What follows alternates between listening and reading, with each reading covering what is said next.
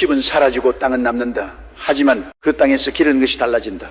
2019년 러시아 볼고그라드의 허름한 아파트 한 켠에서 당시 23세살이던 보리스키 프리아노비치가 종이한 장을 꺼내 그림을 그리기 시작했습니다. 거한 건물이 있었습니다. 그런데 그 건물에 창문마다 빛이 아니라 어둠이 채워져 있었고, 건물 옆에는 작은 기계파이, 밤새 벽돌을 쌓아 올리고 있었습니다. 그는 그 그림 위에 한국어도 러시아도 아닌 아무도 해독하지 못한 기호로 이렇게 적었습니다. 이 나라의 가장 오래된 믿음이 가장 먼저 무너진다. 그 자리에 있던 연구자는 훗날 이렇게 말했습니다. 그는 지도를 꺼내 동북아시아의 작은 반도를 짚었습니다. 그리고 고개를 흔들었어요. 슬프다는 듯이 그때는 아무도 몰랐습니다. 그 반도가 어디를 향해 걸어가고 있는지를. 그러나 그날 이후 불과 몇 년이 지나지 않아 세상은 달라지기 시작했습니다. 로봇이 벽돌을 쌓고 기계가 설계, 도면을, 그리고 인공지능이 건물의 구조를 밤사이에 계산하는 시대가 왔습니다. 그리고 바로 그때 보리스키 프리아노비치의 이름이 다시 사람들의 입에 오르기 시작했죠. 그가 그 그림을 그렸을 때 우리는 비웃었습니다. 지금은 아무도 웃지 않습니다. 그 연구자의 말이 인터넷에 퍼진 건 2016년의 일이었습니다. 보리스키 프리아노비치 1996년 1월 11일 러시아 볼고그라드 인근의 조용한 마을에서 태어나니 소년은 세상에 나오는 순간부터 달랐습니다. 아기는 울지 않았습니다. 그저 눈을 크게 뜨고 주위를 둘러보았지요. 의사들은 어리둥절했습니다. 어머니는 훗날 이렇게 회고합니다. 그 아이의 눈은 아기의 눈이 아니었어요.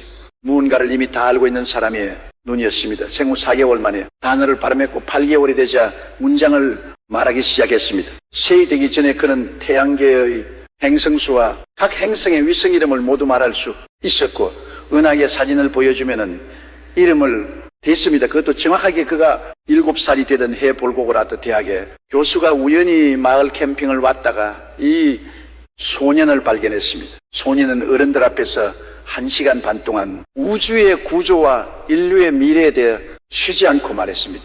교수는 그 자리에서 잃었고 이후 러시아 일간지 프라우다에 기사를 썼습니다. 세상이 알기 시작한 건 그 기사부터였습니다. 사람들은 그를 화성소년이라 불렀습니다. 그가 전생에 화성에 살았다고 주장했기 때문이죠. 그러나 중요한 건 그의 주장이 아니었습니다. 중요한 건 그가 말한 것들이 하나씩 현실이 되기 시작했다는 점입니다. 2008년 그는 경고했습니다. 하나의 거대한 땅이 흔들리고 수만 명이 땅속으로 사라진다. 당시 사람들은 무시했습니다. 그런데 그해 5월 중국 서천성 대지진이 발생했습니다. 8만 명에 가까운 사람들이 목숨을 잃었습니다. 역사상 가장 큰 지진 중 하나였죠. 사람들은 고개를 갸우했습니다. 우연일 수도 있다고 생각했습니다. 2011년 그는 또 말했습니다. 바다 너머의 나라에서 불과 물이 동시에 분노한다. 그리고 그 독은 오래도록 사라지지 않는다. 3월 일본 동북부 해안을 거대한 지진이 강타했습니다. 쓰나미가 몰려들었고 후쿠시마 원전이 폭발했습니다. 방사성 물질은 대기 중으로 퍼져나갔고 그 독은 12년이 지난 지금도 바다에 흘러가고 있습니다. 그때도 사람들은 말했습니다. 어쩌면 우연이라고. 그러나 2019년 그가 그린 그 그림 앞에서 우연이라는 말은 더 이상 힘을 잃기 시작합니다. 왜냐하면 그 그림 속에 기계팔이 건물을 쌓는 장면이 불과 몇 년 뒤 현실이 되었기 때문입니다. 로봇 건설 시스템, 3D 프린팅 건축 기술, 그리고 하룻밤 사이에 완성되는 콘크리트 구조물. 보리스키 프리아노비치는 그것을 이미 보았던 것입니다. 그런데 그가 남긴 예언 중 가장 충격적인 것은 따로 있었습니다. 그것은 재난이 아니었습니다. 전쟁이 아니었습니다. 지진도 아니었고 홍수도 아니었습니다. 그것은 바로 대한민국 부동산 신화의 종말에 관한 이야기였습니다. 그는 이렇게 말했습니다. 동방의 작은 나라에서 사람들이 가장 믿었던 것이 하루아침에 아무 가치도 없어진다. 그들은 그것이 영원히 오를 것이라 믿었다. 하지만 하늘에서 새로운 손이 내려와 그 믿음의 기둥을 뽑아 버린다. 집, 아파트, 부동산, 대한민국 사람들이 수십 년 동안 가장 안전하다고 믿어온 자산, 강남, 아파트가 수십억을 넘어서도 사람들은 더 오를 것이라 믿었습니다. 서울, 한강변 아파트는 곧 하늘을 향해 치솟는 신화의 상징이 되었습니다. 그 믿음이 이 나라를 움직였고 그 믿음 위에서 수백만 가정이 인생을 걸었습니다. 그런데 보리스 키프리아노비치는 그 믿음이 끝나는 날이 온다고 말했습니다. 그리고 그날은 2027년이라고 그는 조용히 덧붙였습니다. 그는 왜 하필 2027년이었을까요? 그것은 단지 숫자 하나가 아니었습니다. 그는 말했습니다. 기계가 사람의 일을 빼앗는 것이 아니라 기계가 사람의 집을 직접 짓기 시작하는 해입니다. 그날부터 콘크리트 한 장의 가치는 달라집니다. 처음 그 말을 들은 사람들은 과장이라 여겼습니다. 그런데 지금 돌아보면 그 말은 섬뜩하리만큼 정확합니다. 생각해 보십시오. 3D 프린팅 건축 기술은 이미 현실입니다. 로봇팔에 24시간 쉬지 않고 콘크리트를 적층하며 건물을 완성하는 기술은 이미 상용화 단계에 접어들고 있습니다. 인건비가 사라집니다. 설계 비용이 급감합니다. 자재비 외에 건축 원가가 지금의 10분의 1로 줄어드는 시대가 도래하는 겁니다. 그러면 무슨 일이 일어날까요? 아파트 한 채를 짓는 비용이 지금의 수십 분의 1로 내려간다면 지금 강남의 아파트가 수십억이라는 가격에 거래될 이유가 사라집니다. 보리스 키프리아노비치는 이 구조의 변화를 이렇게 표현했습니다. 집은 더 이상 금이 아닙니다. 집은 종이가 됩니다. 집의 가격은 그 안에 담긴 구매 가격이 아니라 기계가 찍어낸 원가의 가격으로 수렴합니다. 그런데 더 놀라운 것이 있습니다. 그는 기술이 바꾸는 것이 단순히 건축 원가만이 아니라고 했습니다. 땅의 가치도 다시 계산된다. 하지만 그 계산의 기준이 완전히 달라진다. 도대체 무슨 뜻이었을까요? 이 말의 의미를 이해하기 위해서는 지금 일어나고 있는 또 다른 거대한 변화를 함께 봐야 합니다. 바로 인공지능과 데이터 센터의 폭발적 팽창입니다. 인공지능은 전기를 먹습니다. 엄청난 양의 전기를 한 개의 대형 데이터 센터가 소비하는 전력은 중소도시 하나와 맞먹습니다. 그리고 그 데이터 센터들이 전 세계에서 지금 이 순간에도 우선으로 세워지고 있습니다. 대한민국도 예외가 아닙니다. 문제는 그 데이터 센터를 어디에 세울 수 있느냐는 것입니다. 막대한 전력이 안정적으로 공급되는 것, 넓은 땅이 있는 곳, 냉각을 위한 물이 있는 곳, 그리고 접근성이 좋은 곳, 이 조건들을 충족하는 것은 강남이 아닙니다. 판교가 아닙니다. 지하철리가 밥도 아닙니다. 보리스 키프리아노비치는 이미 이것을 알고 있었던 것처럼 말했습니다. 새로운 왕의 땅은 과거의 왕의 땅과 다릅니다. 새로운 왕의 땅은 빛나는 빗줄기가 흐르는 곳에 있습니다. 그 빗줄기를 가진 자가 미래의 땅을 지배합니다. 빗줄기, 그것은 전력망이었습니다. 대용량의 안정적인 전력을 공급할 수 있는 인프라가 깔린 것, 그것이 바로 미래의 가장 값비싼 땅이 된다는 것이었습니다. 그렇다면 지금 한국에서 그 조건을 갖춘 곳은 어디일까요? 사람들이 전혀 주목하지 않았던 곳들입니다. 전라남도, 해남의 광활한 들판, 새만금의 넓은 간척지, 용인, 반도체 클러스터 인근의 텅 빈 토지들, 보리스 키프리아노비치는 이것을 이렇게 표현했습니다. 버려진 땅이 부활하고 화려한 땅은 조용히 식어간다. 사람들은 그 변화가 오기 전날 밤까지 화려한 땅을 믿는다. 화려한 땅을 믿는다. 그 말이 지금 이 순간 얼마나 섬뜩하게 들립니까? 강남 아파트, 반포, 레미안 엄마 아파트, 한강뷰가 보이는 수십억짜리 콘크리트 덩어리들, 그것들을 대한민국 사람들은 불패라 불렀습니다. 오르고 또 올랐기 때문입니다. 그 믿음은 30년을 넘어서 이제 종교에 가까워졌습니다. 아파트를 사지 않으면 벼락거지가 된다는 말이 공공연히 퍼졌고 영끌이라는 단어가 일상어가 되었습니다. 그러나 보리스 키프리아노비치는 말합니다. 종교가 된 믿음은 흔들리는 순간 가장 크게 무너집니다. 그는 두 개의 힘이 동시에 작용한다고 했습니다. 하나는 기술입니다. 로봇과 3D 프린팅이 건물이를 기계가 만드는 공산품으로 바꾸는 힘. 또 하나는 인구입니다. 그 나라에서 아이의 울음소리가 사라지고 있습니다. 집이 넘쳐나기 시작하는 날 그 집은 더 이상 귀하지 않습니다. 대한민국의 합계 출산율은 지금 세계에서 가장 낮습니다. 0.7명대. 이 숫자의 의미는 무엇일까요? 20에서 30년 뒤에는 사람들이 살 집이 넘쳐난다는 것입니다.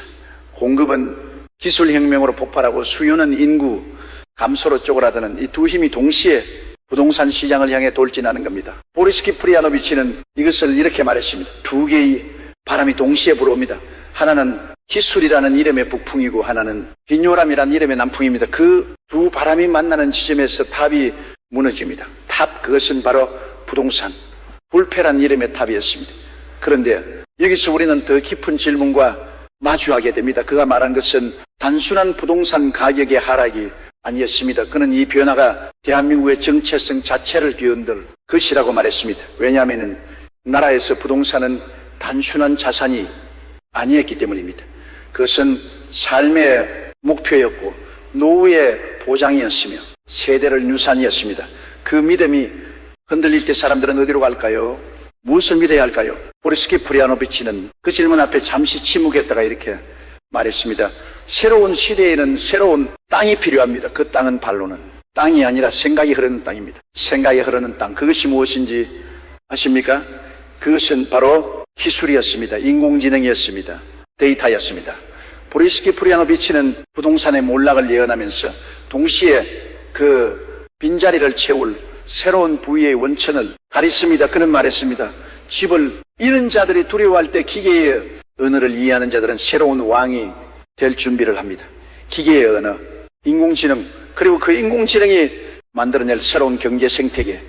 그런데 바로 이 지점에서 보리스키 프리아노비치의 예언은 전혀 예상하지 못한 방향으로 흘러갑니다. 그는 이렇게 말했습니다. 기계가 모든 것을 할 수 있게 될 때 기계가 할 수 없는 것이 오히려 가장 귀해집니다. 그리고 그것을 가장 많이 가진 나라가 바로 그 나라입니다. 그 나라. 그는 지도를 꺼내 다시 그 반도를 짚었습니다. 대한민국이었습니다. 인공지능이 아무리 발전해도 할 수 없는 것이 있습니다. 수십 년의 현장 경험에서 나온 손해 감각입니다. 노래는 기술자의 눈에 담긴 직관입니다. 수천 번의 실패와 성공이 쌓여 만들어진 몸의 기억입니다. 보리스키 프리아노비치는 말했습니다. 젊은이가 일을 잃을 때 일을 너무 오래 한 늙은이가 새로운 스승이 됩니다. 기계는 기억을 흉내낼 수 있지만 살아낸 시간을 흉내낼 수 없습니다. 대한민국의 어르신들, 자동차 공장에서 40년을 일한 기능장, 반도체 공정에서 30년을 버텨온 엔지니어, 조선사의 용접 명장들, 그들의 손끝에 담긴 기술은 어떤 데이터베이스에도 완전히 담기지 않습니다. 어떤 알고리즘도 그 깊이를 완전히 복제할 수 없습니다. 그런데 보리스키 프리아노비치의 예언은 바로 이 지점에서 가장 놀라운 말을 합니다. 그 나라의 늙은 장인들이 기계에게 기술을 가르칩니다. 그리고 그 기계는 온 세상으로 퍼져나갑니다. 그 순간부터 그 나라는 세상에서 유일한 나라가 됩니다. 기계를 만든 나라가 아니라 기계를 가르친 나라가 됩니다. 기계를 가르친 나라, 이 말을 처음 들었을 때 사람들은 어리둥절했습니다. 그런데 지금은 다릅니다. 로봇, 공학에서 가장 어려운 문제 중 하나가 바로 현장 지식을 기계에게 전수하는 것입니다. 어떻게 해야 로봇이 노래난 용접공처럼 미묘한 열의 변화를 감지할 수 있을까요? 어떻게 해야 기계가 반도체 공정에서 흉년공의 직권을 따라갈 수 있을까요? 그 답이 바로 어르신들의 몸에 있었습니다. 그리고 대한민국에는 세계에서 유례없는 압축, 성장을 통해 그 기술을 몸에 새긴 장인들이 있습니다. 보리스키 프리아노비치는 그것을 이미 보았던 것입니다. 그러나 이 모든 이야기는 한 가지 전제 아래에서만 실현됩니다. 그 전제가 무엇인지 보리스키 프리아노비치는 명확히 말했습니다. 변화의 바람이 부는 방향을 읽는 자만이 새로운 땅에 설 수 있습니다. 방향을 읽지 못한 자는 과거의 땅 위에 서서 그 땅과 함께 가라앉습니다. 변화의 방향을 읽는 것, 그것이 전부입니다. 그리고 그 방향을 읽지 못한 자들에 대한 경고가 바로 이 예언의 핵심입니다. 지금 이 순간에도 수많은 사람들이 수십억 원의 빚을 지고 강남 아파트를 붙들고 있습니다. 지금 이 순간에도 수많은 사람들이 역세권이라는 신화를 믿으며 낡은 기준으로 땅의 가치를 계산하고 있습니다. 그리고 지금 이 순간에도 수많은 사람들이 기술이 만들어내는 변화의 파도가 자신의 발 아래까지 밀려오고 있다는 사실을 모르고 있습니다. 보리스키 프리아노비치는 바로 그 사람들을 두고 이렇게 말했습니다. 그들은 집안에 있어서 집 밖에 하늘이 바뀌고 있다는 것을 보지 못합니다. 집안에서 집 밖에 하늘을 보지 못하는 사람들, 그것이 오늘 대한민국의 모습입니다. 그렇다면 우리는 지금 무엇을 해야 할까요? 보리스키 프리아노비치는 답을 주지 않았습니다. 예언자는 결코 답을 주지 않습니다. 그는 질문을 남길 뿐이죠. 하지만 그가 남긴 조각들을 모아보면 하나의 윤곽이 드러납니다. 그는 말했습니다. 미래의 부자가 되는 것은 무엇을 가지느냐가 아니라 무엇에 올라타느냐의 문제입니다. 무엇에 올라타느냐, 그것은 기술의 흐름입니다. 인공지능이 만들어낸 새로운 생산의 물결입니다. 로봇이 노동을 대체하는 시대가 오면 그 로봇이 만들어낸 가치를 나눠 갖는 자가 새로운 부자가 된다는 것입니다. 그것은 주식의 형태일 수도 있고 기술 지분의 형태일 수도 있습니다. 하지만 분명한 것은 낡은 콘크리트, 덩어리를 붙들고 있는 것이 아니라는 점입니다. 보리스키 프리아노비치는 또 다른 말을 남겼습니다. 이 말은 그가 2020년 한 연구자와의 만남에서 남긴 것으로 알려져 있습니다. 노동이 없어지면 가난도 없어집니다. 하지만 그 전환의 시간 동안 가장 큰 고통이 옵니다. 그 고통을 버틴 자만이 풍요를 누립니다. 변론의 시간, 그것이 바로 지금 우리가 살고 있는 시간입니다. 인공지능이 직업을 빼앗기 시작하고 로봇이 공장을 채우기 시작하고 3D 프린터가 집을 찍어내기 시작하는 이 시간, 그것은 동시에 엄청난 기회의 시간이기도 합니다. 하지만 준비된 자에게만 그 기회가 열립니다. 그렇다면 무엇을 준비해야 할까요? 보리스키 프리아노비치가 남긴 그림으로 돌아가 봅시다. 기계팔이, 밤새 벽돌을 쌓는 건물 옆에 빛이 꺼진 창문들, 그리고 그 건물 위로 떠오르는 하나의 별. 그는 그 별에 대해 이렇게 말했습니다. 모든 것이 무너지는 것처럼 보이는 하늘에서 단 하나의 별이 더 밝게 빛납니다. 그것은 새벽별입니다. 새벽은 가장 어두운 시간 뒤에 옵니다. 새벽별, 그것은 절망 속에서 먼저 준비한 자들에게 주어지는 신호였습니다. 예언이 무서운 이유는 단지 부동산 가격이 떨어진다는 것이 아닙니다. 무서운 이유는 이 변화가 이미 시작되었다는 것입니다. 조용히 아무도 눈치채지 못하는 방식으로 기술은 기다리지 않습니다. 기술은 허락을 구하지 않습니다. 기술은 그저 앞으로 나아갑니다. 그리고 그 앞으로 나아가는 기술의 물살 앞에서 과거에 믿음을 붙든 채 서 있는 사람들이 어떻게 될지는 역사가 항상 보여주었습니다. 모리스키 프리아노비치가 처음 세상에 알려진 것은 한 러시아 교수의 우연한 발견에서였습니다. 하지만 그가 남긴 예언들이 하나씩 현실이 되면서 그의 이름은 더 이상 신기한 화성소년이라는 호기심의 대상이 아니게 되었습니다. 서천석, 대지진, 동일본 대지진, 후쿠시마, 오염수구가 경고했던 것들이 하나씩 현실이 되었습니다. 그리고 지금 그가 가르친 곳은 한국입니다. 그리고 그 손이 가르친 것은 이 나라 사람들이 가장 소중하게 여기는 것, 바로 집입니다. 집은 사라지고 땅은 남는다. 하지만 그 땅에서 기르는 것이 달라진다. 처음 이글의 서두에서 인용했던 그 말, 이제 이 말의 의미가 조금은 더 선명하게 보이지 않습니까? 집은 사라집니다. 콘크리트가 금처럼 여겨지던 시대는 끝납니다. 하지만 땅은 남습니다. 그 땅에서 무엇을 기르느냐가 중요합니다. 새로운 기술을 기를 것인지, 인공지능이 흐르는 인프라를 기를 것인지, 아니면 과거의 믿음을 기를 것인지, 그 선택이 모든 것을 결정합니다. 보리스키 프리아노비치는 마지막으로 이 말을 남겼습니다. 모든 변화는 두 얼굴을 가지고 있습니다. 한 얼굴은 파괴이고 한 얼굴은 창조입니다. 파괴를 보고 두려우며 멈추는 자에게는 파괴만이 남습니다. 창조를 보고 앞으로 나아가는 자에게는 새로운 세상이 열립니다. 파괴를 보는 눈과 창조를 보는 눈, 우리는 지금 어느 쪽을 바라보고 있습니까? 2027년 그 해가 가까워지고 있습니다. 기술은 이미 달리기 시작했습니다. 로봇은 이미 건설 현장에 들어서고 있습니다. 인공지능은 이미 설계 도면을 그리고 있습니다. 3D 프린팅 건물은 이미 세계 곳곳에서 완공되고 있습니다. 그리고 대한민국의 출산율은 이미 세계 최저를 기록하고 있습니다. 이 모든 것이 보리스키 프리아노비치가 예고한 방향으로 흘러가고 있습니다. 여러분은 지금 무엇을 붙들고 계십니까? 과거의 탑을 붙들고 있습니까? 아니면 새로운 별을 바라보고 있습니까? 예언은 답을 주지 않습니다. 예언은 질문을 남깁니다. 그리고 그 질문에 어떻게 답하느냐가 여러분의 미래를 만듭니다. 집은 사라지고 땅은 남는다. 하지만 그 땅에서 기르는 것이 달라진다. 보리스키 프리아노비치는 그 그림을 그리고 조용히 방으로 들어갔습니다. 더 이상 아무 말도 하지 않았습니다. 그는 말이 필요 없다는 것을 알았을지도 모릅니다. 시간이 모든 것을 말해줄 테니까요. 그리고 그 시간이 이제 우리 발 앞에 와 있습니다. 어쩌면 우리는 지금 거대한 전원의 문 앞에 서 있는 것인지도 모릅니다.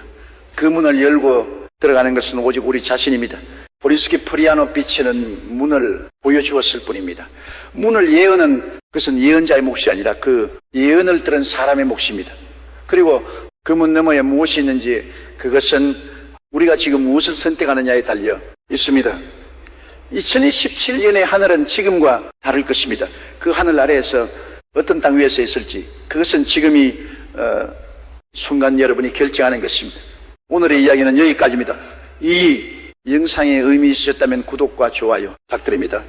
여러분의 한 번의 클릭이 이 채널에 더 많은 이야기를 전할 수 있는 힘이 됩니다. 끝까지 시청해 주신 여러분께 진심으로 감사드립니다.